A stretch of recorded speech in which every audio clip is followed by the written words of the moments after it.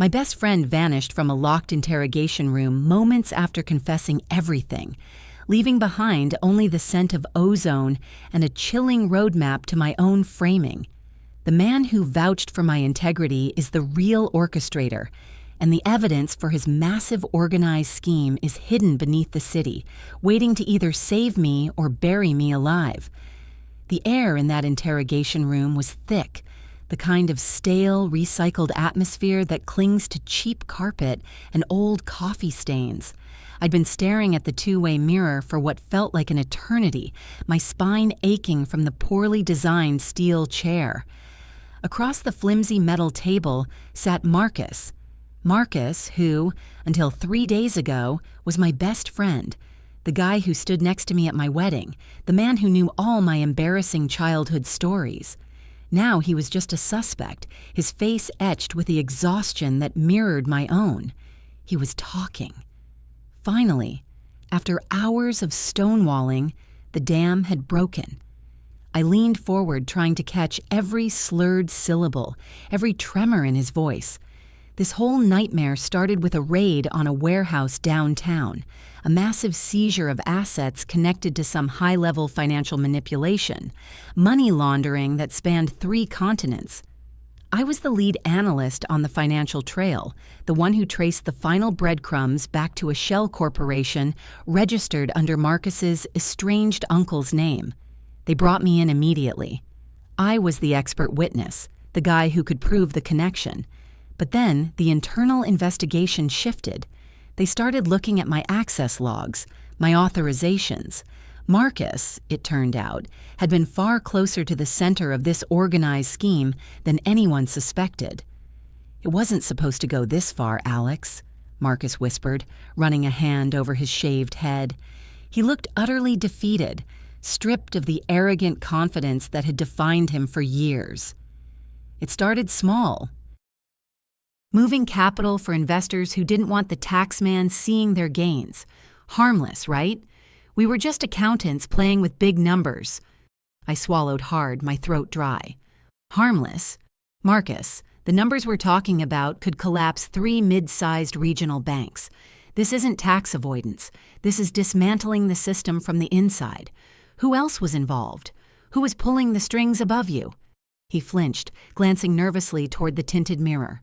The room was silent except for the low, incessant hum of the ventilation system. A detective named Miller, who had been monitoring us from the adjacent observation room, had given me a tight nod 20 minutes ago. Miller believed Marcus was the linchpin. If he broke, the whole network unravels. "They call him the Architect," Marcus breathed, the name sounding like a curse. "He never met us face to face. Everything was encrypted, layered through proxy servers housed in places you wouldn't believe. I only ever saw his signature on the final transfer authorizations. He was untouchable." "Untouchable until now," I countered, trying to keep my voice level, professional. But inside, a storm was raging. Every word Marcus spoke was another nail in the coffin of my own career, maybe even my freedom. I had vouched for his integrity when the first internal audit flagged his division 6 months ago. I'd looked him in the eye and assured my supervisor that Marcus was merely overworked, not compromised. "The Architect made sure we all had escape routes," Marcus continued, his eyes glazed over, staring past me at the wall. "Offshore accounts, false identities ready. But then the service internal security got wind of the upcoming raid. Someone tipped them off, and that's when things went sideways. The Architect didn't want loose ends, not after we'd handled hundreds of millions." My blood ran cold. "What do you mean, sideways? Did someone try to flee?" Marcus shook his head slowly, a single tear tracking through the grime on his cheek. "No, worse. He decided to send a message, a demonstration of power. The raid was supposed to be clean, just seizing assets. But on the night of the operation, there was an incident at the secondary staging facility across town. A massive explosion. They blamed it on faulty wiring, but it wasn't. That explosion, that was a cleanup. People died, Alex. Security guards. A janitor. I pushed back from the table, the chair screeching against the linoleum floor. Clean up? Marcus, that's attempted murder.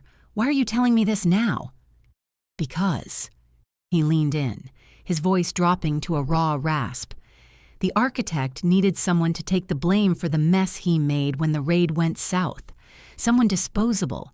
Someone whose disappearance wouldn't raise too many questions once the dust settled.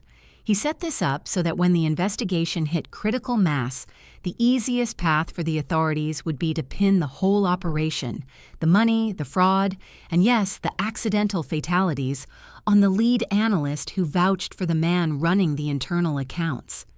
He was talking about me. "You're saying he framed me for everything, Marcus?"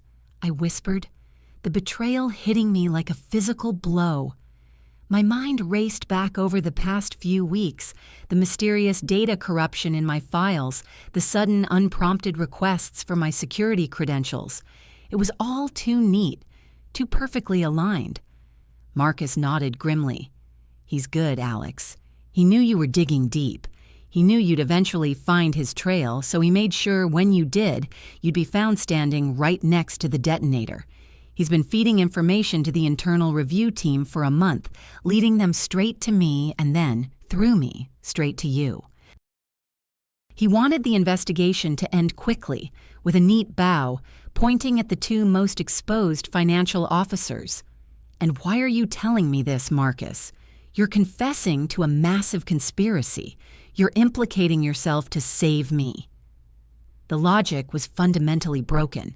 If he confessed, he was facing decades of incarceration, an enormous sentence. A flicker of the old Marcus, the charming, manipulative schemer, returned to his eyes. "Not to save you, Alex. Not exactly. I'm confessing because the architect decided I was the primary target for the cleanup anyway. He saw me talking to you earlier this week, off the record. He thought I was cracking under the pressure. He decided it was time to tie up the loose ends." "What loose ends? What are you talking about?" I gripped the edge of the table, my knuckles white. The silence returned, heavy and oppressive. Marcus looked straight at me, his confession finished. His breath hitched once, a sharp rattling sound in his chest. "I've already given them everything about the financial structure, the shell corporations, the offshore accounts, but I didn't tell them about the other operation, the one involving the actual high-value physical assets they were moving through the system. I kept that secret for myself, Alex. I figured if I was going down, I'd at least have something to leverage for a slightly less crushing outcome." "What physical assets? Marcus, stop talking in riddles." He leaned in one last time, his gaze intense, desperate. "The ones that weren't tracked in the banking records, the ones that required specialized transport. They were stored locally, hidden deep beneath the old municipal records building. I was supposed to move them the night of the explosion, but I got cold feet. They're still there. You need to tell the authorities to dig there. It's the only thing that will prove the architect's reach extends beyond mere accounting fraud into something far, far more dangerous. Something that warrants an investigation by the Service Internal Security and maybe even the feds looking into a wider pattern of organized criminal activity." He paused, taking a deep, shuddering breath. "If they find those assets, Alex, they'll understand why I'm accepting the responsibility for the numbers. But they need to move now. The architect knows I've been silent too long. He's sending someone to clean up my testimony right after this." Just as the words left his mouth, "The architect knows I've been silent too long," the world dissolved. The heavy fluorescent light directly above Marcus flickered violently, a harsh, blinding strobe that seemed to scream into existence. The hum of the ventilation unit pitched up into a painful high-frequency whine, vibrating through the table and up into my bones. Marcus flinched, throwing his hands up to shield his eyes, his mouth opening in a silent, terrified, "Oh." Then, with a final sharp pop, not like a light bulb blowing, but a clean, sudden cessation of energy, every single light in the interrogation room died. Absolute crushing blackness slammed down, a physical weight pressing against my eyeballs. The high-pitched whine vanished instantly, replaced by a profound, shocking silence. I yelled out, "Marcus, what the hell was that?" I fumbled blindly for the heavy steel door handle, my heart hammering against my ribs, hard enough to bruise.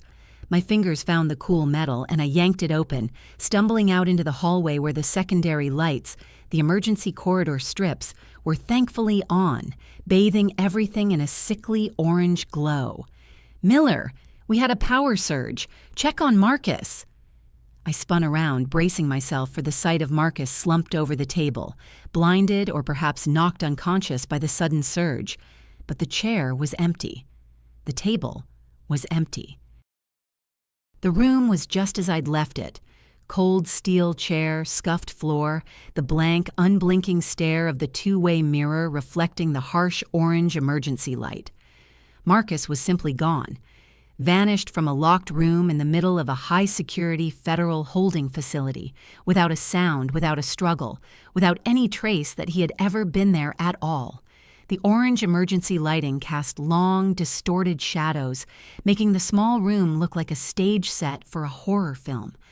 I stood frozen in the doorway, my breath catching in my throat. The silence was the most terrifying part. That total, immediate void where the loud whirring and Marcus's panicked gasp had just been. "Miller!" I bellowed again, my voice echoing down the sterile corridor. I looked back into the room. The steel chair was pushed slightly askew, but otherwise, nothing. No sign of forced entry, no broken glass, no overturned water pitcher. Marcus hadn't just walked out, he had been erased. A beat later, Detective Miller burst through the door opposite mine, flanked by two uniformed officers. Miller was tall and perpetually grim, but now his face was a mask of confusion mixed with alarm. What happened? The power grid just hiccuped across the entire block. We thought it was a localized fault in the main breaker for this sector. He scanned the empty table, his eyes narrowing as he took in my disheveled state. "Where is the witness? Where is Marcus?" "He was right here, Miller. We were talking. He was confessing everything. He told me about the architect, about the framed charges, about the illegal assets hidden under the municipal building. And then the lights went out. Total blackout. And when they came back on a second later, he was gone." I pointed frantically at the chair. "He didn't leave. Look around. He couldn't have." Miller stepped into the room, his professional composure starting to crack. He ran a hand over the tabletop, checking for heat signatures, anything anomalous. "Calm down, Alex. You're under extreme stress. Did he make a run for it during the brief darkness? Was there a distraction?" "A distraction orchestrated by the man he was describing," I insisted, gripping Miller's shoulder. "He said the architect was sending someone to silence him after this meeting. That was the signal, Miller. The power failure wasn't a fault. It was an extraction. He was taken." The uniformed officers exchanged uneasy glances. In these types of facilities, confessions didn't just evaporate. People didn't dematerialize. Miller shook me off, his voice hardening with authority. "Listen to me, Alex. You're being placed on immediate administrative leave, pending a full internal review of your unauthorized contact with the subject. We need to establish what you coerced him into saying before the blackout." "Coerced?" He was saving my life. I stepped back, realizing how utterly insane I must sound. To them, I was the prime suspect in a massive fraud case, and now my supposed source had vanished after giving me a wild story about a shadowy figure called the architect. "Get him out of here," Miller ordered the uniformed men. "Escort Mr. Vance back to holding, but not back to his original cell. Somewhere quiet until we sort out this breach." As the officers moved towards me, I felt a surge of cold clarity. I had to get that information out. The municipal building, the physical assets. If I went back to my cell, I'd be silenced, framed, or worse, just like Marcus predicted. "Wait!" I shouted, making a sudden, desperate move. Instead of fighting the officers, I lunged for the table where Marcus had been sitting. I swept my hand across the surface, feeling for any trace of paper, a note, anything he might have left behind in those crucial few seconds of darkness. My fingers brushed against something slick and cold, tucked just under the rim of the table's edge where the metal met the laminate. I snatched it. It was a standard issue, thin plastic ID card, the kind used for low-level building access, but this one was blank, save for a single, meticulously hand-etched symbol on the back, a stylized, interlocking set of gears. Before the officers could tackle me, I jammed the card deep into the crease of my belt, pulling my hands up in a gesture of surrender. "Fine," I spat out, allowing them to lead me away. "You want to play this game, detective? Play it. But when the real investigation starts, I'm the one who told you where to look." They escorted me down a different corridor than the one I'd arrived through, a long, echoing passage leading toward the deeper administrative wings. As we passed a heavy, unmarked steel door, a door I'd never seen opened before, I caught a glimpse inside through a small, reinforced window. It wasn't an office or another holding cell. It was a sophisticated server room glowing with banks of blue and green indicator lights. And standing right in the center, seemingly inspecting a humming mainframe tower, was a man I instantly recognized despite the distance and the poor lighting. It was Chief Inspector Hayes, the head of the entire internal security division that had been handling the initial fraud audit. Hayes, the man who had personally vouched for my competence and, indirectly, Marcus's integrity. Hayes, the man who was supposed to be leading the investigation against the architect. But he wasn't just standing there. He was speaking into a secure headset, his back to the window. As I was being pulled past, my eyes locked on the screen of the server rack nearest to him. The screen was displaying a network topology map, and highlighted in pulsing red, clearly marked as a compromised target scheduled for immediate remote wipe, was my employee access profile. Hayes paused his conversation, running a thumb over the illuminated icon representing my pending termination. He smiled, a small, cold, utterly satisfied curve of the lips that I would never forget. He wasn't investigating the architect. He was the architect. The realization hit me with the force of a physical blow. The entire investigation, the setup, the raid, Marcus's confession, it had all been meticulously stage-managed by the one man I trusted to bring the criminals to justice. The officer pulling me yanked me forward abruptly, breaking the connection with the window. "Keep moving, Vance. Stop staring at things you don't understand." They hustled me into a small, windowless holding room, locking the heavy door behind them. I was alone again, but this time, the silence wasn't empty. It was loaded with lethal knowledge. Hayes knew I'd seen him. He knew I knew everything. My mind screamed for a plan. Hayes controlled the entire digital infrastructure here. If he could make a witness disappear from a locked room via a power surge, he could certainly make a suspect vanish from a simple holding cell. I pressed my back against the cold wall, reaching inside my belt. The smooth plastic ID card was still there, the interlocking gears. I pulled it out under the dim, single overhead bulb. I had to get out, and I had to get to the Municipal Records building before Hayes could remotely scrub the entire facility. Or worse, send someone far more professional than a power fluctuation to deal with me. I ran my thumb over the symbol one more time, hoping it was some kind of key, some hidden clue. As I did, the etched gears on the plastic seemed to shift, clicking infinitesimally. A faint, almost inaudible electronic tone emanated from the card, and then a tiny slot, previously invisible, clicked open on the side of the plastic. Inside the slot, nestled against a microcircuit, was a single rolled-up piece of paper, far too small to have been manufactured, clearly hand-inserted. I carefully pulled it out. It was just a few lines, written in the same urgent, shaky hand as Marcus's notes from earlier. "The asset is not in the basement. It's in the ventilation conduit, level B4. Use the maintenance override code, 73 Delta 9. It shuts down the primary security mesh for exactly 180 seconds. Get out before the 180 runs out, or Hayes will lock the entire wing down permanently.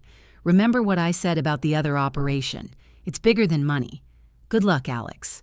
You'll need it.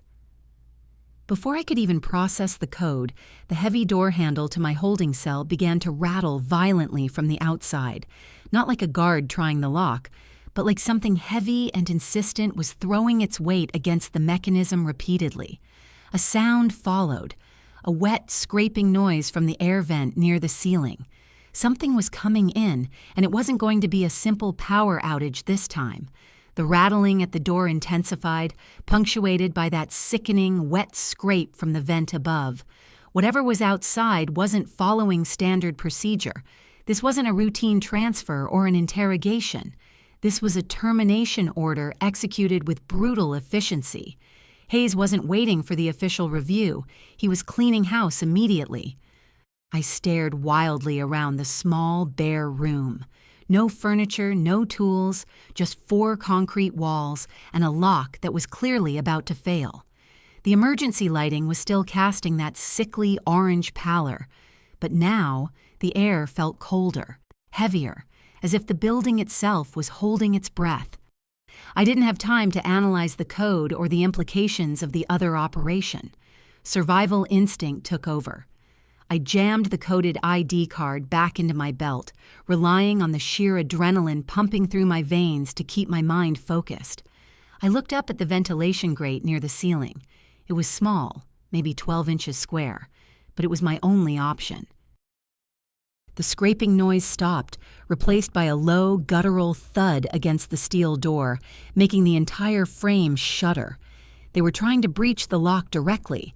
With a desperate surge of strength, I leaped onto the small concrete ledge beneath the toilet, the only fixed object in the room, and scrambled upward, ignoring the painful scrape of concrete against my palms. My fingertips barely reached the edge of the grate. I pulled. It was secured by heavy-duty screws.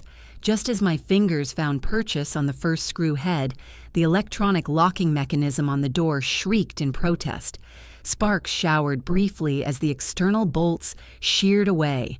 The door didn't swing open. It was violently forced inward, slamming against the far wall with deafening force. Silhouetted against the orange corridor, light stood not uniformed officers, but 2 figures clad in sleek, matte black tactical gear. They weren't carrying standard-issue sidearms. They were equipped with high-tech, suppressed weaponry that looked far too advanced for internal security operations. These were the architect's personal enforcers, the cleanup crew Marcus had warned me about. They moved with terrifying synchronization, sweeping the room with their weapon lights, momentary beams of white cutting through the orange gloom. I instinctively flattened myself against the ceiling, hanging precariously from the vent edge, praying the shadows concealed me. "Subject is not on the floor," one operative stated through a voice modulator, their voice synthesized and emotionless. "Check the conduit access points." The beams swept the room, narrowly missing my dangling feet. I held my breath, the metal grate digging painfully into my ribs. If they spotted me, it would be over instantly. Hayes's message was clear. No witnesses, no loose ends. One operative moved toward the wall directly below me, scanning the floor perimeter. The other paused, tilting his head, listening. In that dead silence, all he could hear was my ragged breathing, magnified tenfold by the close quarters. He lifted his weapon slightly, aiming toward the ceiling directly above the toilet ledge. Ceiling noise. Visual confirmation required. I knew I had seconds. I twisted my body, grasping the vent screws with all my strength. The top screw gave way with a sharp, high-pitched squeal of tearing metal. I needed the override code, 73 Delta 9. I had to input it before they fired. I jammed the now exposed head of the screw into the tiny seam of the ID card's opening, using it as a makeshift tool to fully eject the tiny slip of paper containing the code. As I pulled the paper free, the operative below me shouted, "Found him!" He raised his weapon. I had no time to think. I slammed the slip of paper back into my pocket and used the screwdriver-like head of the screw to jab frantically at the exposed keypad panel I could see right next to the vent opening. a small, almost invisible emergency service interface they clearly hadn't expected a detainee to reach. I punched the first 3 numbers, 73D, as fast as my numb fingers would allow. The moment my thumb hit the D, which the panel seemed to register as the numeral 6, according to the faint light that flashed, the tactical operative fired. The suppressed discharge was deceptively quiet.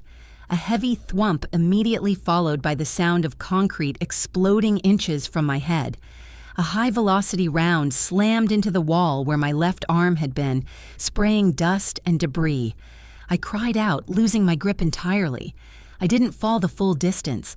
My flailing hands caught the ledge of the toilet one last time before I tumbled onto the cold floor, landing hard on my shoulder. The pain was blinding, but the shock of impact momentarily stunned the 2 black-clad figures. Before they could readjust their aim, I rolled, scrambling toward the far corner of the room, clutching the ID card. The operational override code was incomplete, 736. I needed the last number, the 9. "He's moving toward the door," the second operative yelled, his synthesized voice cutting through the ringing in my ears. I reached the metal door frame, the sheer force of their entry having bent the frame slightly. I used the edge of the door as leverage, pulling myself upright. My eyes darted back to the keypad interface near the vent. I had one more chance to hit the right button before they were on top of me. The operative closest to me leveled his weapon again, his targeting laser finding a bright red dot right between my eyes. With a guttural roar of defiance, I slammed my remaining good hand against the keypad panel, blindly hitting the final button that felt right, the one that corresponded to the 9 on a standard number pad.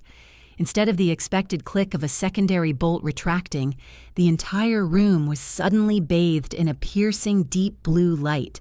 An alarm blared, not the generic fire alarm, but a complex, repeating digital warning tone.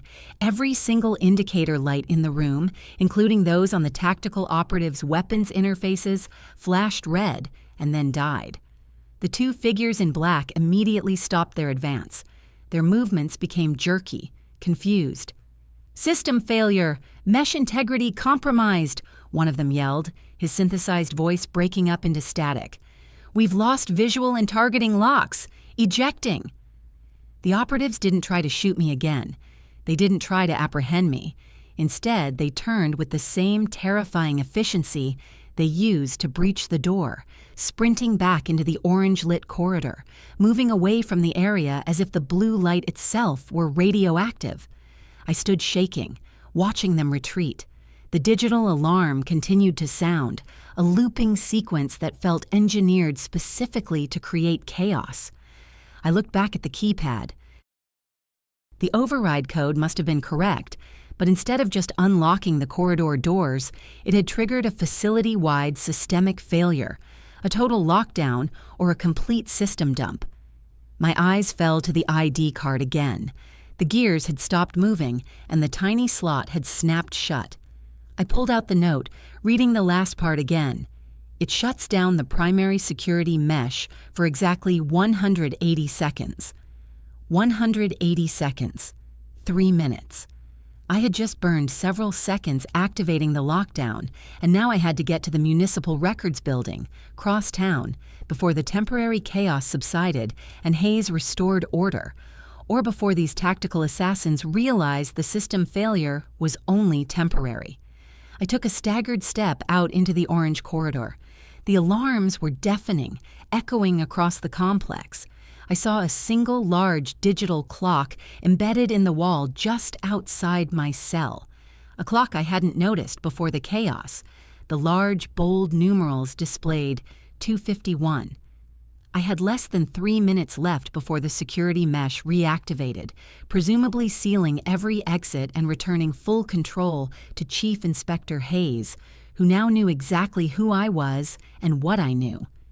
I turned left, away from the main exit, heading toward the maintenance shafts I remembered seeing on the blueprints during my initial security briefing, my only shot at getting outside the perimeter unnoticed before the countdown hit 0.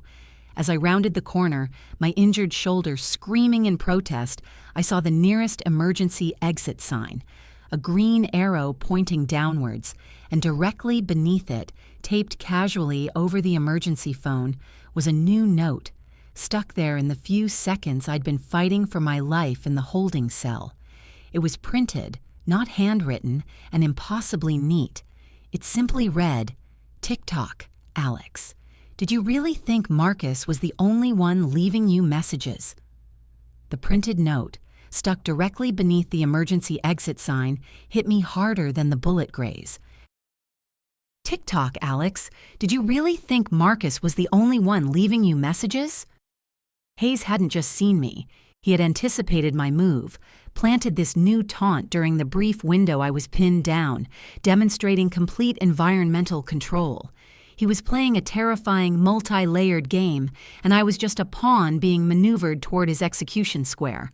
The digital clock flashed 2:45. My time was evaporating. I ripped the note down, crumpling it in a fist already bruised from gripping the heavy ID card and the broken screw. The maintenance access was my only hope for an undetected exit, but accessing it meant diving deeper into the guts of the facility, away from the main exits that would soon be locked down. I spotted the faint outline of a heavy utility door, partially obscured by stacked cleaning supplies, exactly where the blueprints indicated the B4 conduit access panel should be located. I sprinted toward it, ignoring the throbbing in my shoulder. The digital alarm was still screaming, a perfect auditory cover for my escape, but I knew that sound was temporary. Hayes was buying himself time to restore the core systems. Reaching the utility door, I saw the small, almost invisible service interface panel, the exact type that controlled the local security grid. My heart hammered against my ribs. I pulled out the ID card again. The tiny slot was still closed. I jammed the broken screw head into the seam where it had opened before, twisting hard. With a faint click, the slot popped open. Inside, the micro-circuit board seemed inert, but I didn't hesitate. I held the card against the service panel's reader slot. Nothing happened. The blue light had killed the local power to the reader, just as it had disabled the tactical team's targeting systems. 210. The system failure was localized, meaning Hayes was already isolating the breach. "Think, Alex, think," I muttered to myself. Marcus hadn't given me the code just for me to stare at a dead reader. The code must be input manually. I ripped the note containing the code back out of my pocket. 73 Delta 9. I quickly found the emergency manual input interface, a series of old, dusty, physical buttons hidden beneath a plastic flap nearby. My fingers, slick with sweat and grime, flew across the buttons. 7, 3. I had to remember what the panel registered for Delta. 6, then 9. I slammed the final button. For a terrifying second, nothing happened. Then the utility door hissed, the pneumatic seals retracting with a sound like a giant sigh of exhaustion. The door slid open just enough to reveal a narrow, dark shaft lined with metal rungs leading down. The air rushing out was cool, metallic, and smelled faintly of ozone and damp concrete. The B4 conduit. I scrambled through the opening, pulling the heavy utility door shut behind me with a desperate heave. It didn't latch, but it closed the gap. 0150. I clipped the door shut as best I could and immediately started descending the rungs into the blackness. The digital alarm from the corridor was already beginning to sound distorted, wavering as if the system reboot protocols were kicking in. The descent was agonizingly slow. My injured arm couldn't take my full weight, so I relied on my legs, scraping my shins against the cold metal. I counted the rungs, trying to keep a sense of progress. 40 rungs down, 50. The darkness was absolute, broken only by the faint outline of the ID card I held in my hand, which seemed to be emitting the slightest residual glow. At rung 65, the air changed again. It grew warmer, drier, and the ozone smell was replaced by something else, a sharp chemical tang mixed with the odor of old dust and decay. This wasn't just a ventilation route. This was a deeper, forgotten infrastructure layer. 0115. The sound of the main facility alarm was gone, replaced by a new, singular, high-pitched electronic tone that pulsed steadily, indicating a full system restore was imminent. I hit the bottom with a jarring thud, collapsing onto a gravelly floor. I was in a cavernous space, far larger than any simple maintenance tunnel. My eyes adjusted slowly, and I realized I was standing in a narrow walkway overlooking a vast underground chamber, lit sporadically by ancient, bare, incandescent bulbs hanging from wires far above. This was it, the hidden storage Marcus had mentioned. I looked out over the abyss. The cavern was filled with hundreds of heavy, sealed metal crates, stacked impossibly high, creating canyons of industrial storage. These weren't accounting ledgers. These were large physical objects secured under military-grade locks. The sheer scale suggested something far beyond financial crime. This looked like contraband on a governmental level. I checked the time on the ID card's phantom display. 0058. 40 seconds to systemic reboot. I needed to find level B4. I scanned the cavern walls, looking for markers. Finally, near the base of the nearest stack of crates, I saw it. A faded painted stencil on the concrete column. B4. I stumbled forward, adrenaline fighting the pain. I had to locate the specific conduit Marcus mentioned. I scanned the ceiling structure above the B4 section. High above, running parallel to the main support beams, was a thick, insulated conduit pipe. The one he meant, 0030. I found a stack of empty, overturned wooden pallets nearby, a pathetic substitute for proper equipment. Throwing them onto the gravel, I began stacking them precariously, aiming to reach the conduit pipe. The structure wobbled violently with the third pallet. I balanced precariously, reaching up, my fingertips brushing the cold metal of the pipe. I needed to find the access hatch, the one that would reveal whatever high-value assets the architect was using this massive laundering operation to conceal. 0015. The high-pitched restoration tone stopped. A deep, resonant clunk echoed through the cavern, signaling the final re-engagement of the primary security mesh. The emergency override was over. I couldn't wait any longer. With a surge of pure desperation, I jumped, slamming my shoulder against the conduit pipe. The impact was enough to jar loose whatever mechanism secured the access panel. A section of the pipe, about the size of a large suitcase, popped open, swinging down slightly on heavy hinges. Inside, it wasn't stacks of illicit currency or data drives. It was something far more disturbing. Lining the interior of the conduit, packed tightly together like preserved artifacts, were dozens of cylindrical containers. Not data tapes, but metal tubes, each one hermetically sealed, each bearing a small, chilling label written in faded Cyrillic. And sitting right in the center, illuminated by the faint glow of my ID card, was a single, small, tarnished, silver locket, the kind a soldier might carry for a loved one. It was open, and inside there was no picture. Instead, there was a small, dried-out piece of human skin meticulously preserved.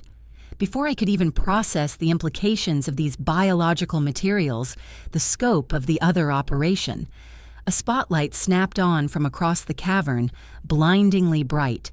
It illuminated the walkway on the far side of the chamber, revealing Chief Inspector Hayes, standing perfectly still, flanked by the two tactical operatives who had just retreated from my cell. Hayes wasn't wearing his suit anymore. He was wearing the same matte black tactical armor as his men. He held a remote, and his expression was no longer cold. It was furious. "You were supposed to be detained, Alex." Hayes's voice boomed through the cavern, amplified and distorted by the cavern's acoustics. "You've seen too much now, not just the money, but the real business." He raised the remote. The two operatives moved forward, not towards me, but toward the stacked crates nearest the conduit hatch, Hayes's escape route, or perhaps his final barricade. "The mesh is back online, Alex," Hayes stated calmly, pressing a button on the remote. And I'm locking the B4 access from this end. Enjoy your time in the vault. It's airtight. You have 3 seconds before I initiate the local atmospheric depressurization sequence. My lungs instinctively tightened. Depressurization. A slow, silent vacuuming of the air from the cavern. I looked down at the open conduit hatch, at the horrifying contents within. I had nowhere to go but back into the pipe, or forward into a chamber designed to suffocate me. 0003. Hayes's finger tightened on the remote, his eyes fixed on mine, promising a silent, agonizing end. The countdown was a death knell in the vast, echoing chamber.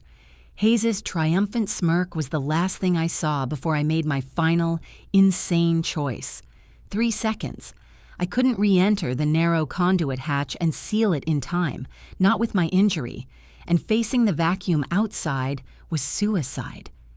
My gaze snapped from Hayes back to the open, cylindrical containers within the conduit. Biological samples, Cyrillic labeling, the locket.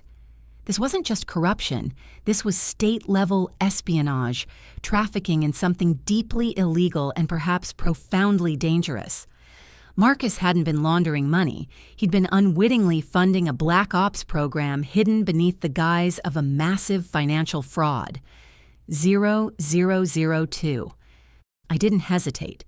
Instead of trying to retreat, I plunged my uninjured hand deep into the nearest open metal cylinder. My fingers closed around a cluster of the small, chilled vials within. They felt heavy, dense. I yanked them out. A handful of glass tubes containing a thick, viscous, dark liquid.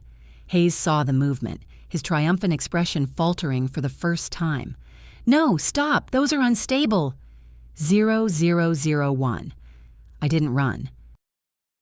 I turned and hurled the handful of vials with every ounce of strength I possessed directly at the exposed, brightly lit wiring network running along the ceiling just above Hayes and his tactical team. The effect was instantaneous and catastrophic. The moment the vials shattered against the sparking wires, the volatile liquid, whatever horrifying bioweapon or illicit compound it was, reacted violently with the high-voltage electrical current. There wasn't an explosion, but a blinding emerald green flash, followed by a thick plume of acrid, choking smoke that erupted from the ceiling like a geyser. The tactical team recoiled instantly, throwing up their arms. Hayes screamed, dropping the remote as the intense chemical cloud enveloped him. The light of the cavern, the sporadic, old incandescent bulbs, began to flicker wildly as the surge overloaded the ancient backup power grid he had relied on. I used the moment of chemical chaos. I scrambled backward toward the conduit, ignoring the burning sensation in my throat from the smoke. I reached the opening, not attempting to re-enter the main chamber, but instead swinging my legs fully into the pipe opening, wedging my torso inside the narrow gap. The air quality inside the pipe was immediately better. The heavy seal of the conduit was protecting me from the worst of the immediate chemical cloud. I pulled the broken screw from my pocket, slamming it back into the access panel hinge to jam the hatch partially open, ensuring it wouldn't seal fully. From the cavern floor, I heard Hayes coughing raggedly, his voice strained but still audible through the chaos. "Seal it! Seal the chamber! Don't let him out!" But the damage was done. The bioagent reacting with the power grid hadn't just created smoke, it had triggered a massive, uncontrolled system shutdown, far more effective than Marcus's override code. The resonant clunk of the security mesh re-engagement had been immediately followed by a series of violent internal short circuits. Lights died across the entire B4 sector.